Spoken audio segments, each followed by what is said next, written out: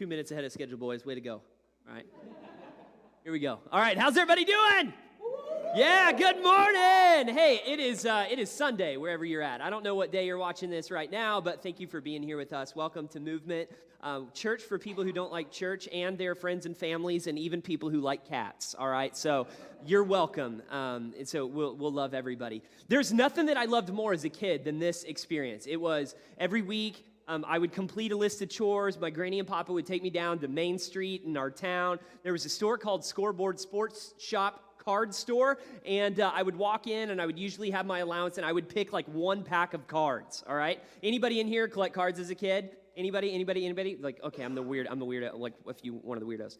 And so I would go down. I would grab this card, and it was like wrapped in this little tiny like tin thing, and I would carry it, and I would take it all the way home, and it was like a ceremony of like opening it, to make sure I didn't damage any of the cards. And so one day I get this package of football cards, and I go back home, like 12 to 15 cards in it, and I'm like going through the cards and like normal, and I categorize them super weird, put them with like different teams and different positions even. And all of a sudden, like I looked and was like, oh my gosh, this card is signed by like a real person. It's not one of the fake sham signatures. It was like the real deal, lettered, authenticated, and numbered. And I was like, this is so awesome. And what do you do anytime you get something awesome?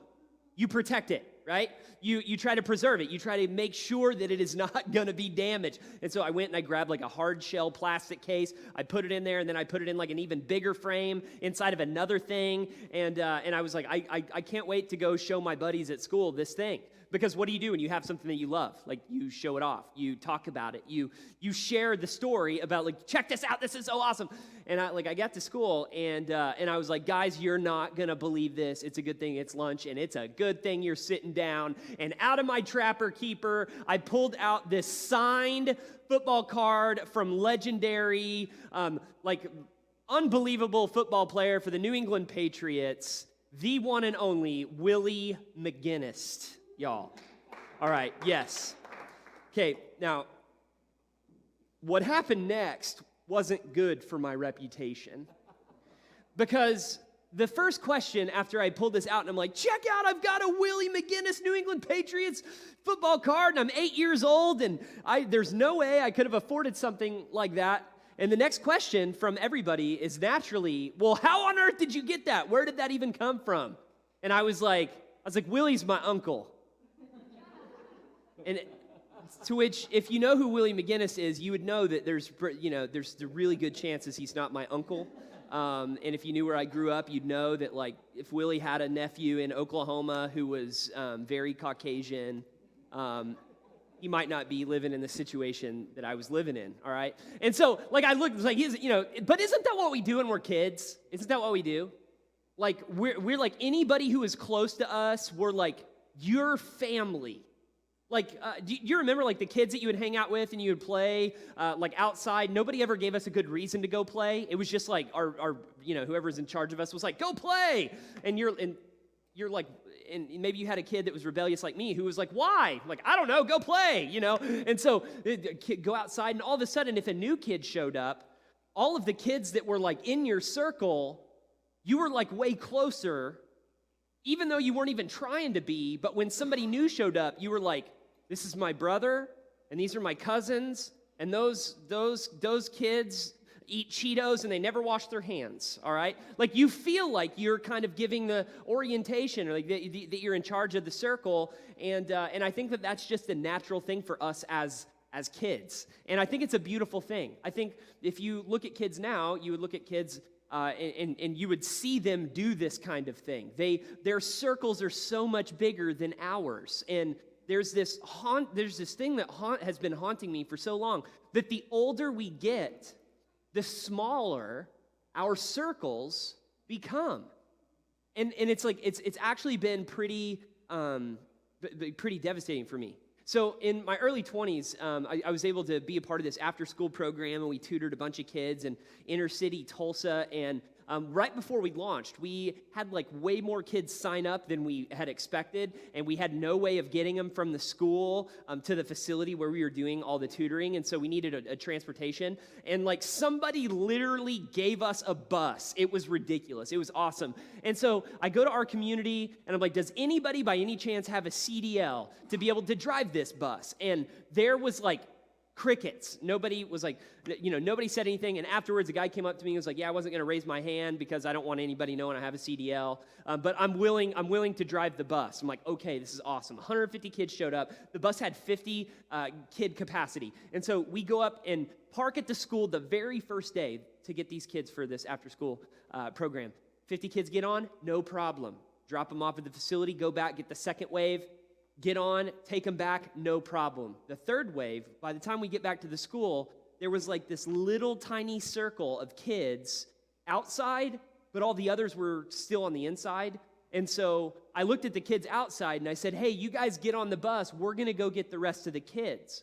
Well, our bus driver, Steve, poor Steve with the CDL, took that as like my cue of like asking him to leave the bus to come with me into the cafeteria. And so he left the bus, had no idea he left the bus, and we're like walking into the cafeteria. And when we come out, the bus was not where we had left it. There's this little boy named Caleb who's literally like 8 years old, hopped up in the driver's seat, was in that little circle, and literally somehow got the bus out of park into neutral and had literally started rolling forwards. And all of a sudden, the teachers that were on duty were like running out there, and it was pandemonium. And she looked at Caleb and said, Caleb, who told you that you could get and sit on the bus and drive the bus? And I'm like standing right there, and he pointed at me, never seen this kid in my life, and he said, my uncle! And I was like, definitely not my nephew.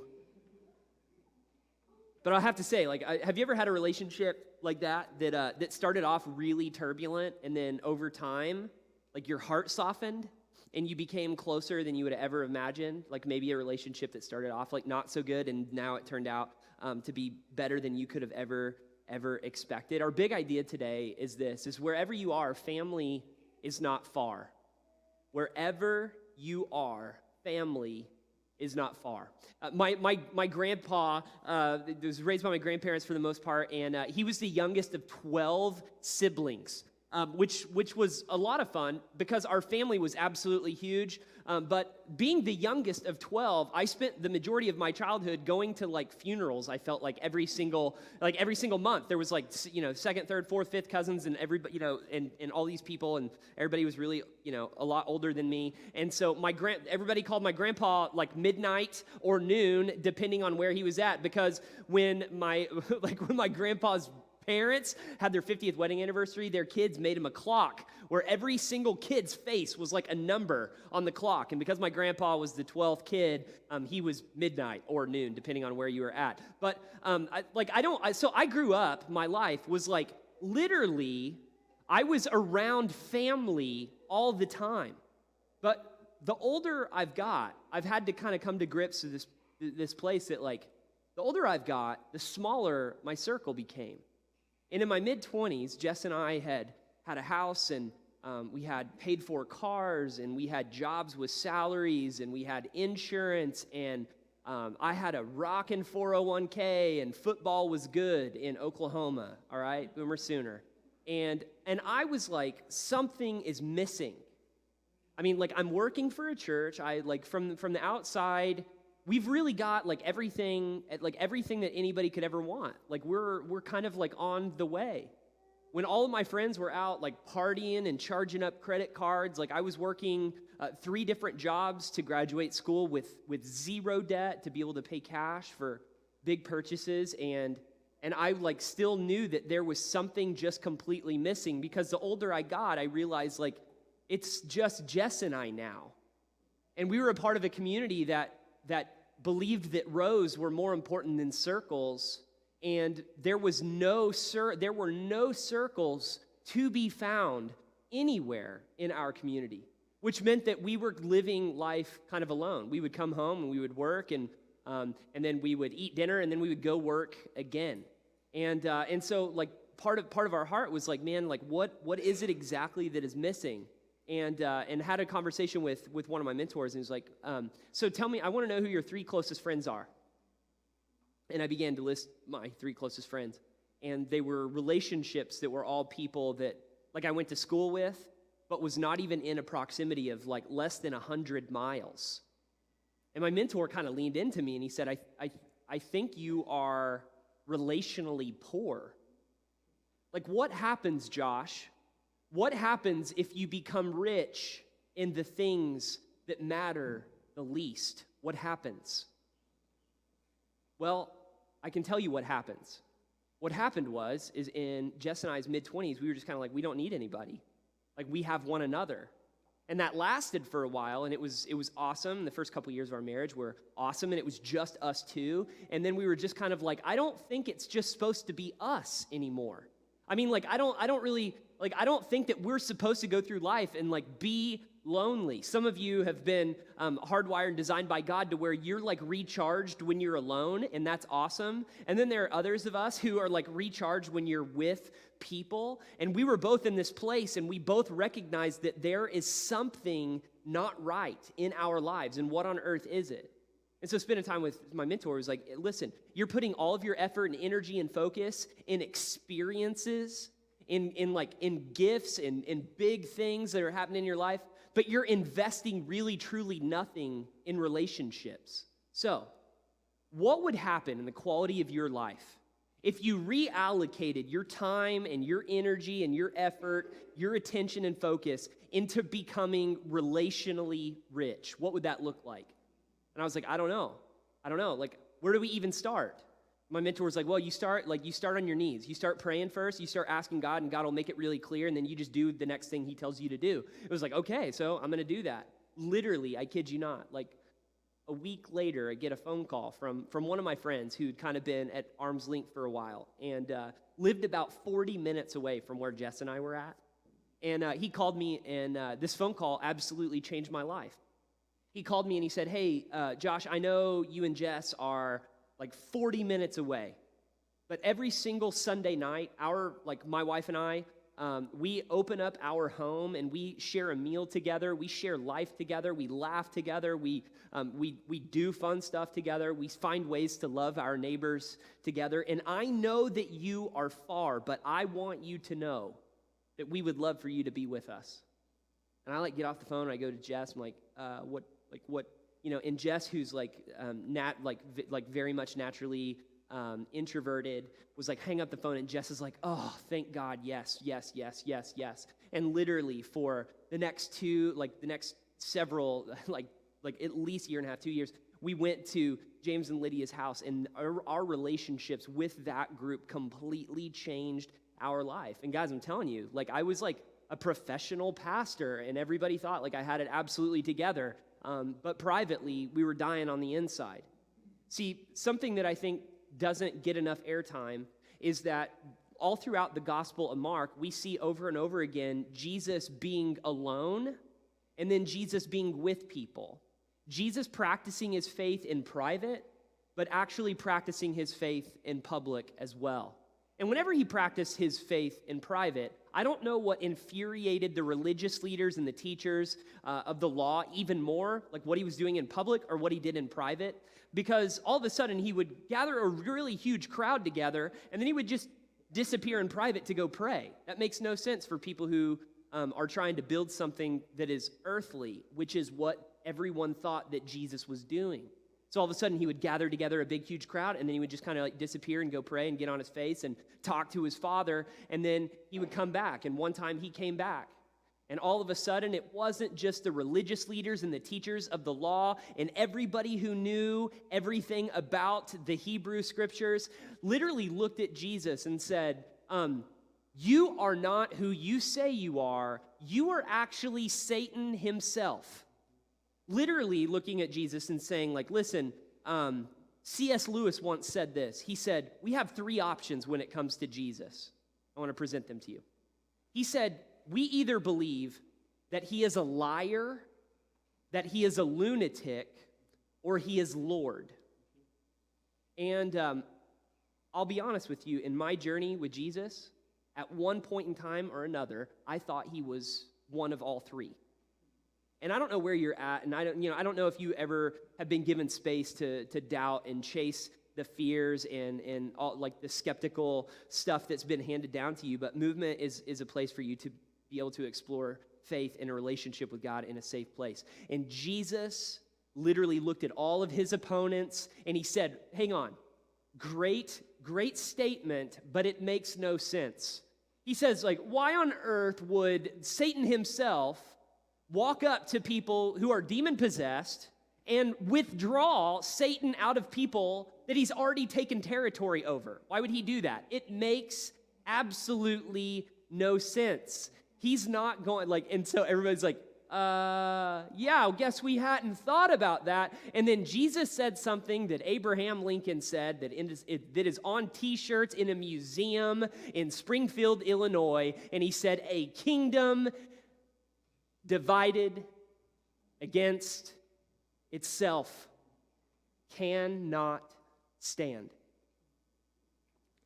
And I wonder if this is why I couldn't stand. I wonder if this is why I couldn't lead my family. Because with my mouth, I wanted to build Jesus' kingdom. But with my week, with my time, my family time, I just wanted it for me. And so Jesus is looking into this crowd, and all of a sudden, you would think, like, this is a bad day. How many days of the week do you get called Satan? I mean, for real. You're like, well, if you were at my house last night, you would have known things weren't so good. All right, that's why we're here. That's why we come to Movement, right? All right. So I don't know what life is like for you. I don't know when the last time you were called Satan. I don't know when the last time you were suffering emotionally and you felt like you were in a place where you were relationally poor. But Jesus, who was God, is God, looked and endured all of the opposition from the very people he came to say, hey, listen, there's room for you in this circle. There is room for you. And all of a sudden, it wasn't just the teachers of the law, and it wasn't just the opponents, but all of a sudden, Jesus' family shows up. Jesus' mom, Jesus' brothers. We're going to put it up here on the screen. You won't believe what happens next. Mark chapter 3, beginning in verse 31. You would think this is going to get good. Here we go. Here's some tension. Then Jesus' mother and brothers arrived, and standing outside, they sent someone in to call him. So, hey, it's like one of my friends said, it's not what you know, but who you know, unless you're outside the dough. And so Jesus is like inside with all of these people, and his mom and his brothers are on the outside. Come on, listen. If you've ever felt like an outsider, you got to understand the tension here. Jesus' mom and brothers who challenged his own deity. Is he God? Is he who he said he is? Is he the Messiah? They didn't believe it. They came here to this house to tell Jesus, listen, what you are doing is going to end up getting you, going to get me a blue star in my window. If you don't change the way that you are leading, you're gone, and I don't have you anymore. And that is not the story that I want to live the rest of my life having to tell my friends when I'm at the market. Oh, yeah, I forgot your son. He's dead because he played God. He was just trying to tell everybody that he wasn't just like a great leader or a teacher, but he said that like he is the way. He's the way. He's the truth. He's the life. He's everything we've been looking for in life. And did you not tell him to shh? Oh, well, actually, I did. One day, word got back to us, and the Pharisees and religious leaders and teachers of the law were like, they finally called him. They said, listen, you're Satan. And all of a sudden, we got word of that, and I grabbed the family together, and we packed our minivan, and we headed to the house. Well, what happened next? You wouldn't believe me. You wouldn't believe me if I told you what happened next. The place was crowded, and whenever we got there, we knew that there was no place to park. There were nobody parking cars. There was no room for us anywhere. And so we stood outside of the door, and we walked outside the door, and there was like that one guy that stands out in the hallway all the time, like with the earpiece. He was there and was like, "Hey, could you go inside and tell Jesus that his mama is here? And she didn't bring any chunky soup. Can you go tell him?" So all of a sudden, could you imagine, just imagine being this guy. They sent someone in to call him. Wouldn't you like to be that someone? Wouldn't that be so cool? Jesus, I'm sorry to interrupt you, and I know these guys just called you Satan. But your mom and your brothers who don't like you talking the way you're talking, they're all here. They're all right outside. Here we go. Verse 32. A crowd was sitting around Jesus, and they told him, "Your mother and brothers are outside, and they're looking for you." And Jesus said, verse 33, you'd never expect this, "Who are my mother and my brothers?" And then, could you just imagine the tension here? He was just called Satan. And then looking around at those people who were seated in a circle around him, he said, "Here's my mother, and here are my brothers." And then he said something. And then he said something that haunts everybody who gets trapped in thought. He said something that probably make the hair on the back of your neck stand up every time you read it. He said, "Whoever does the will of my Father, whoever does God's will, is my brother and my sister and my mother." And I used to read that and go, how neat. How neat. Like, it used to just get like trapped in thought up here. And then I began to think of like, this is not just like, for me, this is not just a thing anymore. It was from like that very first time I got a phone call when Jess and I were in deep, deep, deep relational poverty, and nobody knew us, and we felt like we were really all alone. So whenever I read that, I was like, I see my brother James, who had the courage and the boldness to make a phone call knowing that we lived 40 minutes away, and he said, "Listen, there's going to be space at our house every single week for you on Sunday night, and we are keeping it." Like whenever I read the word sister, I think of so many ladies in my life that have pointed me to Jesus, that have pointed my family to Jesus, that have pointed their families to Jesus.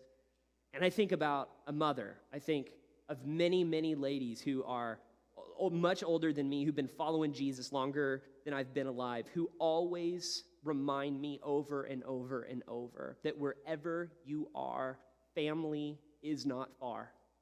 There's one particular lady at Movement who has kind of been like a mom to many of us. And if I were to begin to describe her, you would know exactly who she is. But I take every opportunity to remind her that she has an incredible capacity to mother so many people. And I think many of us are sitting in that position right now. We're like, what does life look like? How do I move from this place that I am right now to somewhere better? Because I feel like I'm kind of like far. I thought like one day I was just going to be like the lone wolf and I was going to ride out my life all by myself. And I know it takes a village, but like maybe for some people it takes a village. Like, but I'm like a leader, so I don't really need a village. I'll just do it all on my own, and so I don't really need anybody. And if that's where you're at, I'm just here to ask you today, like, how's that working for you? Like, do you desire something deeper, better? Like one of my heroes and one of my professors at Lincoln Christian University said this. He said, "Everything with Jesus is richer, deeper, fuller, and sweeter." Everything. Everything with Jesus is richer, deeper, fuller, sweeter. Everything is richer, deeper, fuller, sweeter when everything is with Jesus. And so I just ask you, like, is Jesus your everything? Is he like your one and only? Because I don't know about you, but I think like if we don't get the main thing right, then the other things aren't ever going to be right, and we just can't expect them to be right. So I just wonder, Our mission at Movement is really simple, is to move closer to Jesus and people. The Jesus part, for some of us, is really, really easy. We're just going to open this up, and we're going to read it, and we're going to pray, and we're going to fast, and we're going to spend time in solitude and silence, and we're going to we're going to tell our thoughts what to think instead of just allow ourselves to think about ourselves all the time. We're going to focus on the right things, and then all of a sudden, it's like, whoa, wait a minute. I don't need people. I just want to ask you today, who are your people? And I don't mean like your family people. One of my favorite things in Mark chapter 3, here in verse 35, Eugene Peterson, as he translates this, he says this. He says, on this verse, he says, whoever does God's will is my brother, sister, and mother. Eugene Peterson says this, and it's so beautiful. It might be my next tattoo, I don't know. He said, obedience is thicker than blood. Ouch. Because I think how many times in my heart that I knew that, like, I'm waiting on the couch, I'm waiting for relationship, I'm waiting to live in community, when all the while around me there were a whole bunch of people praying that same prayer. I was marked by people who had an incredible capacity to love people. My granny and papa raised me, and they raised a ton of other kids and took a bunch of people in. And one of the things my granny's done her entire life, she's turned 77 this year, and she is still working strong. She has literally cleaned houses for wealthy people her entire adult life. Whenever I was a teenager, there was one particular house that I always loved to go to whenever she cleaned, because it was a ginormous mansion. Like, you never seen a house I've never seen a house like it. And I remember, like, one of my jobs whenever I would help her is I would always go around and I would pull off the bed sheets and the linens and the pillowcases and the blankets and stuff, and I would cart it all down to the laundry room. And so I walk my way up this big, giant master grand staircase, and like I remember as a kid, I remember the story, but it continued. But walking my way into the master bedroom on the side where the wife slept, like, her pillow every single week that we showed up was stained with mascara, tears rolling all the way down her pillow, like my whole entire life. And that marked me. I think for so long, many people have misunderstood the power of circles, the potential of living life in community, and how good life can really be. Because here's what's really crazy. Earlier this January, we kicked off groups here, and there were 18 different groups that launched all over southern New Hampshire. And Jess and I were just like everybody else. We started a group, and all of a sudden people showed up at our house on a Thursday night, and it literally, by the end of that first time, everybody looked at each other, and we were like, man, isn't this crazy how God takes people who are complete strangers and then just knits them together as family in just a couple hours? This is absolutely insane. You see, in this moment, somebody could look at Jesus and say, but didn't Jesus break a 10 commandment there? Like, was he dishonoring his mother? Was he dishonoring his father? Like, was he devaluing them or disrespecting them? No. Like, he actually was doing, he wasn't choosing an either or. He was saying both and. He actually elevated the importance of people in the circle, people who were right in front of him. You know, sometimes I think we get stuck with, like, thinking about what's next, that we actually miss what is closest to us right in the moment. And Jesus says, no. Whoever does the will of my Father is my mother, brother, sister. I just want you to know. So what does that actually look like for you? You see, Jesus had a circle, and he just continued to stretch it out. He just continued to stretch it out, and the people who didn't understand it began to devalue him, and he ended up giving his life to save them from their sin. Jesus decided he wasn't going to, like, camp out and build a bigger tower and say, nanny, nanny, boo-boo, you can't catch me. I'm going to stay up here in this tower, and nobody's going to be able to find me. No, it's not what Jesus did. Jesus didn't camp out and hide out in a tower and silo himself off from the entire world. No, he became one of us and lived in absolute poverty and spent his life not building towers, but building tables. Building tables for people to be able to come together in relationship. And I just probably say, like, everything with Jesus is richer, deeper, fuller, and sweeter. Could you imagine having a relationship and living in relationships with people that aren't just caring about you, but they're carrying you? They're carrying the things that burden your soul. I want to tell you, I'm going to give you 13 things to consider. Making the move from wherever you are, family is not far.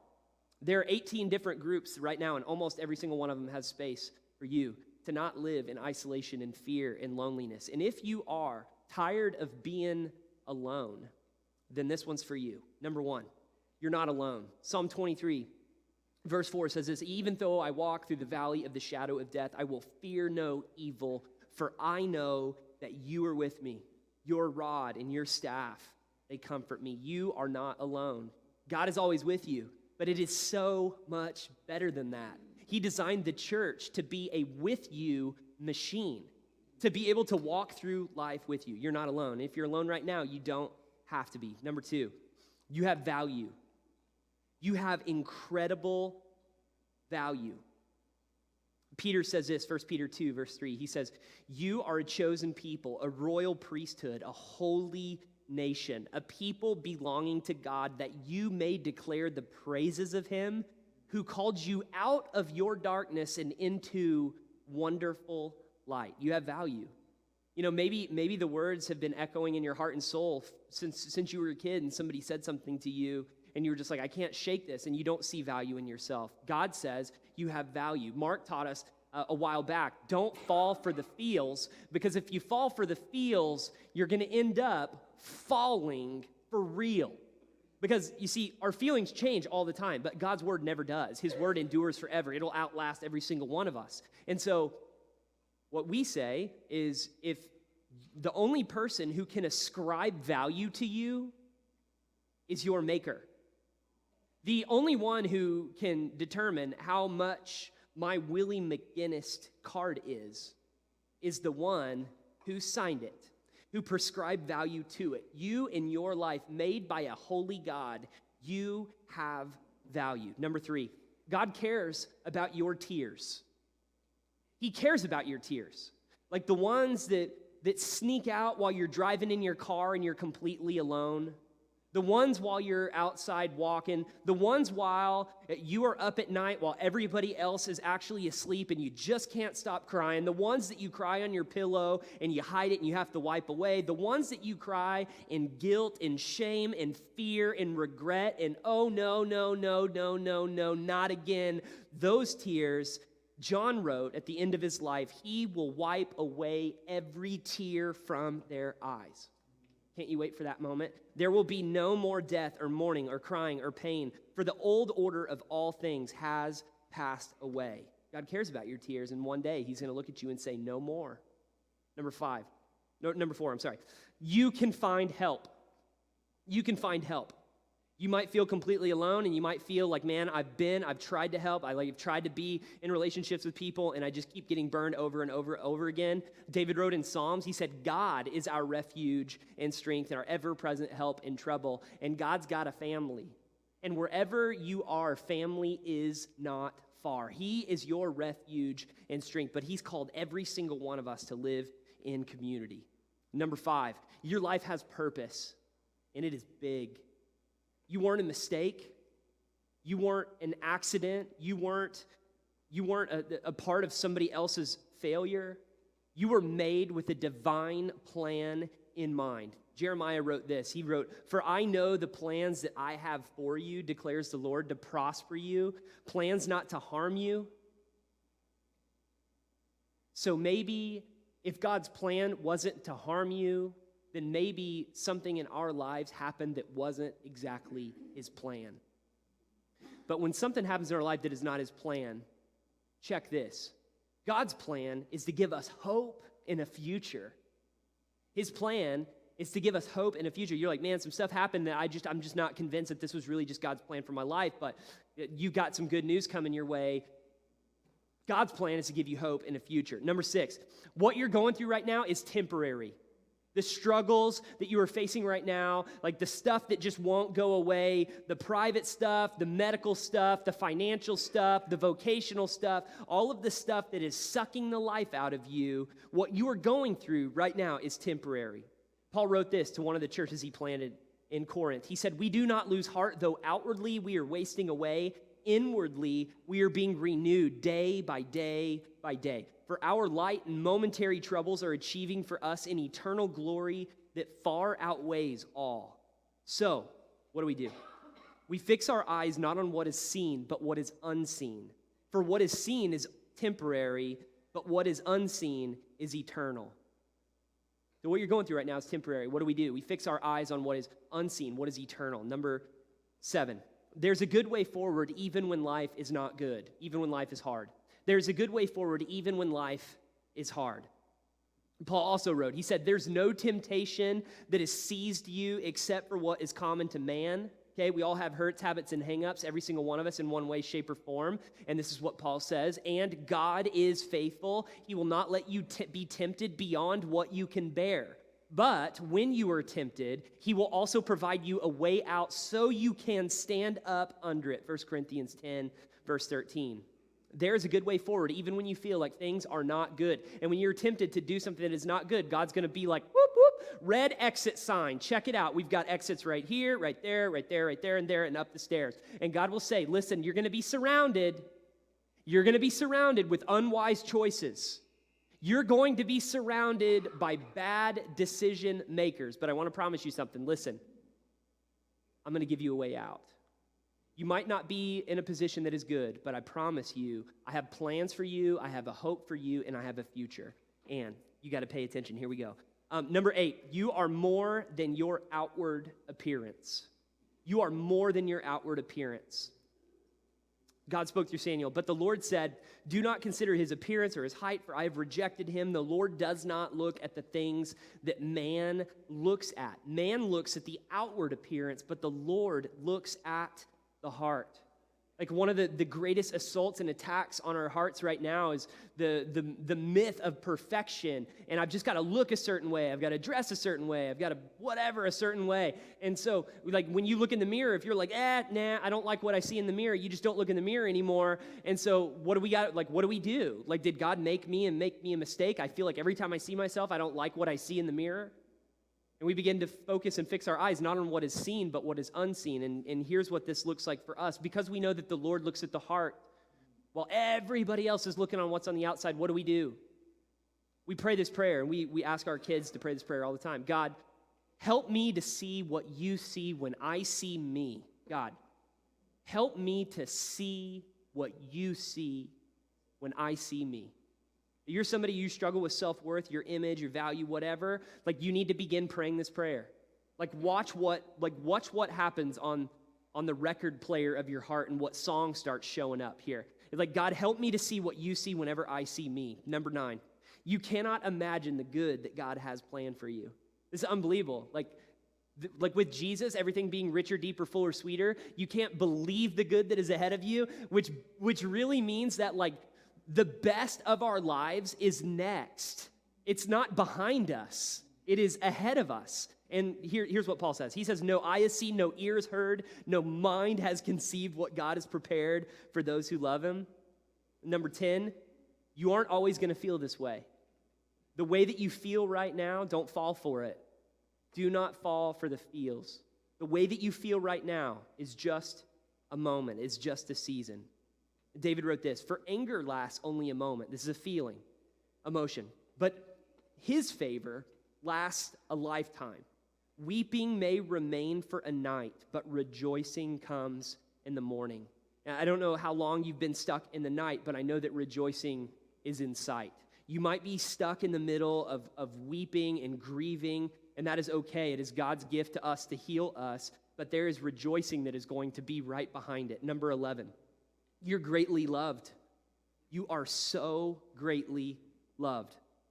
Paul had this prayer to say of one of the churches that he planted. He said, this is my prayer for you, being rooted and established in love, that you may have power together with all the saints to grasp how wide and long and high and deep the love of Christ is, to know that this love surpasses all knowledge, that you may be lifted up and filled to the measure of all of the fullness of God. You are greatly loved. Number 12, you will not be put to shame.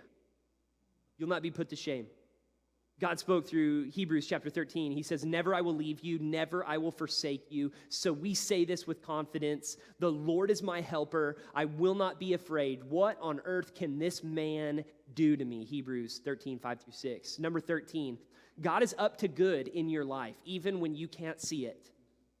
Like somebody we'll talk about later on, you read about him in Genesis, had this to say, was literally betrayed by his family. The people who were the closest to him literally turned on him and made his life an absolute living hell. And you would say, there's no way that any good could ever come from this. And watch what God did. This is incredible. Spoken by somebody who was so deeply hurt by his family. This is what he had to say, Genesis 50, verse 20. He said, you intended to harm me, but God intended it for good, to accomplish what is now being done, the saving of many, many lives. Wherever you are, family is not far.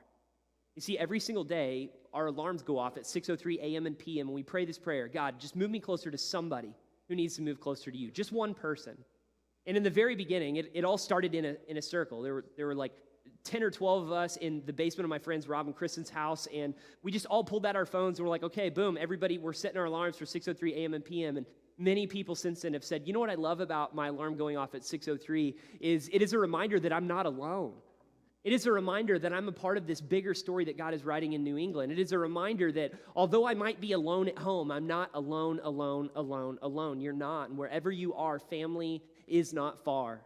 On January 1st, 2017, we had no idea the good that God was going to do. We had no idea that we were ever even going to get a chance to meet you in the beginning of March 2019. Had no idea. Hundreds of people have walked into movement from the very beginning. And one of those people that walked in here was somebody who was living in complete isolation and struggling and suffering so hard on her own that it literally required every single ounce of strength and energy that she had to walk through these doors. And her story is truly remarkable and unbelievable. And I would just like ask you over the next 7 minutes to clear away anything that might distract you, to give your attention and your focus to see this story. It is our honor, and we are so humbled that she was willing to sit down and share her journey with us so openly, so honestly, so vulnerable. We hope that it will help move you closer to Jesus and people. Without further ado, can't wait to introduce you to our sister, Miss Vicki. Check this out. Hi, my name's Vicki. I'm 29 years old, and I'm a nursing assistant at CMC, and I love Jesus.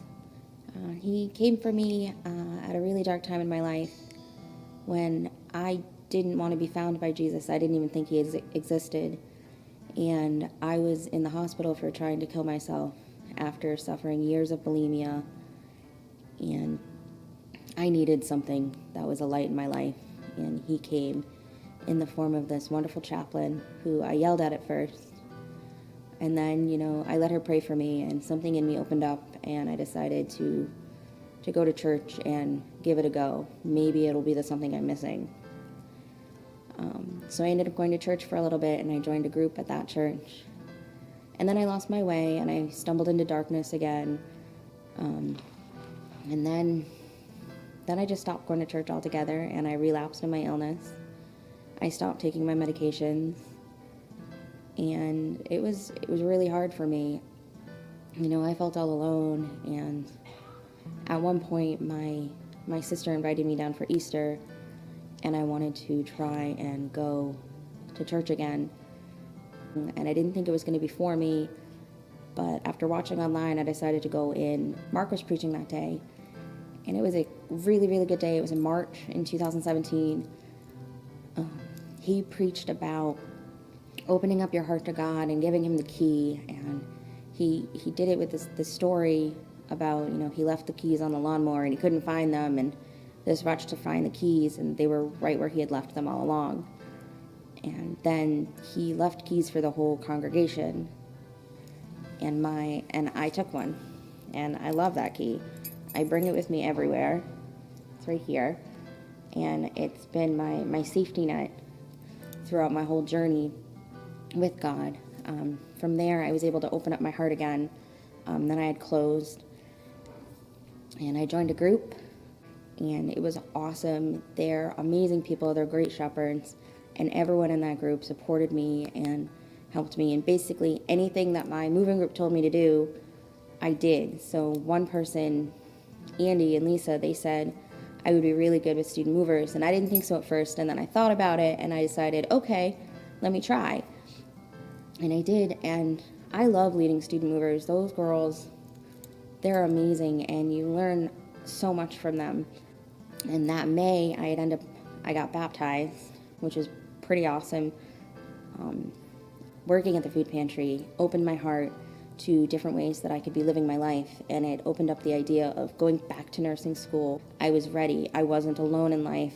I had people who were supporting me and telling me, hey, go do this, we got you. And in July of 2018, right after I'd started my job at Catholic Medical Center, my dad was rushed to the emergency room because he couldn't breathe, and he was diagnosed with pneumonia, and he had a blood infection, and he's also a type 2 diabetic.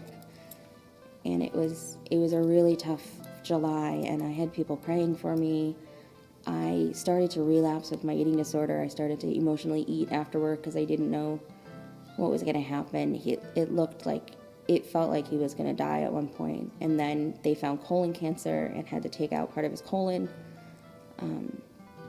And people from church, they rallied behind me, and they cooked us meals for my family, which was amazing, but I just felt alone the whole time. I didn't know. I started this new job and I felt alone, and my dad, I didn't know what was going to happen with him, and I didn't know where I was going to go after everything happened, if he did die, and what was going to work out. My sister Melissa had just moved up from Florida with her new baby and her husband, and all these people were around me, and I was alone, and I didn't feel like wanting to be a part of anything because I had let the darkness back into me, and I started to close up my heart, and I stopped reading my Bible. I stopped praying. Work became a hassle. It just became like going in, doing my job, and coming home and doing nothing. So I wasn't connected in groups or in circles. I didn't know how to ask people to hang out again or to socialize, and at some points I didn't want to. Like, I would come into church and then I would leave because I didn't want the hassle. I was mad at God, and I was mad at my life. Nobody wants to hear a story of a person who's really mad. All their stories are of just people who everything is hunky-dory and their life is fabulous, and no one wants to hear my story of my dad almost died and I lost my faith. Like, no one wants to hear that. And then my key broke. I cried for like a day over that. I was so angry, and no one understood why it meant so much to me. And it was God telling me, hey, your faith's broken, but he was going to help me fix it. And I knew I wanted to do better. And I posted about it on Facebook like every mature human being does. And the next day, Mark was preaching again. And he came right up to me and he handed me a new key. But I needed that bigger key because I'd closed up the hole in my heart, and it needed a bigger key to get in and around everywhere.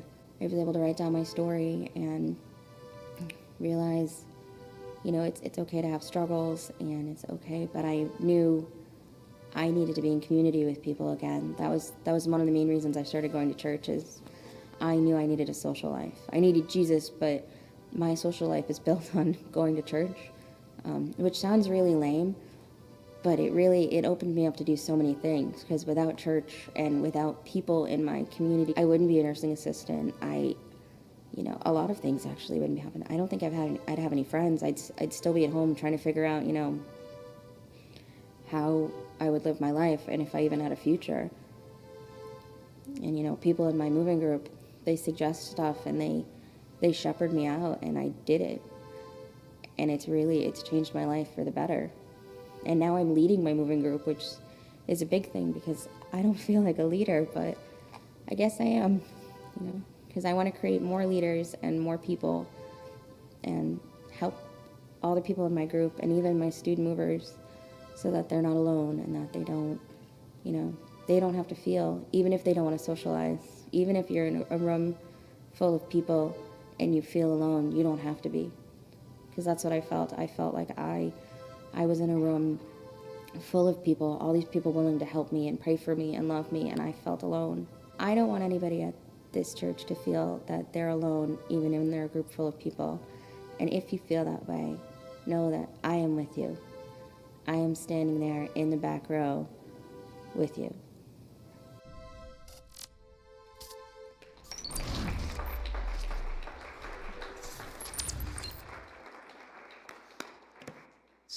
So blown away and humbled that Vicki shared her story, and it's really hard to share like the B-sides of our life, right? Like the stuff that most people don't see, and Vicki has shown us just how beautiful it is to get to be a part of a family where you can be fully known and deeply loved all at the same time. And so, would you stand to your feet as we close out today?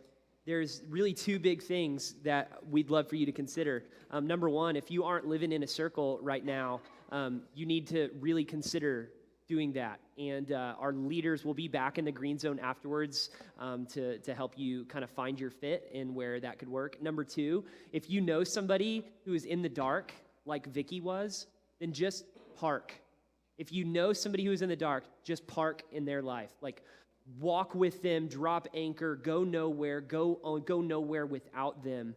It was the love of a friend and a sister that pointed Vicki to Jesus and ultimately saved her life multiple times. And don't ever, ever, ever underestimate when your alarm goes off at 6:03 what God could actually do through you. Let's pray. God, we love you so, so much. We thank you for your incredible, unfailing love. We thank you that you have dispatched heaven over and over and over to remind us that we're a part of a bigger story. God, we thank you so much for the fear and the boldness of our sister Vicki to teach every single one of us how good it is and how incredibly freeing it is to bring what happened in the dark into the light and to get to experience a deeper level of healing in our stories and our journey.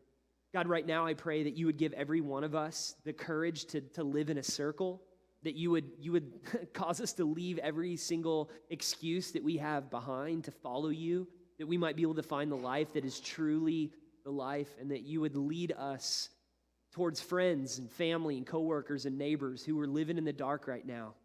And God, that you would give us the courage to pull up beside them and park and just love them right where they're at. God, that you would use us to bring a little bit of hope to their hurt. God, we love you so much. Thank you for every single family that is represented here. And I thank you for what you can do in just a little over an hour, that you can knit all of us together, that we could realize and recognize the importance of our lives here in your big story that you are writing on earth. God, give us courage to live the story that you've called every single one of us to live. We pray this in Jesus' name. Amen. We love you guys so much. Wherever you go, the church goes, so go and be the church. We love you guys.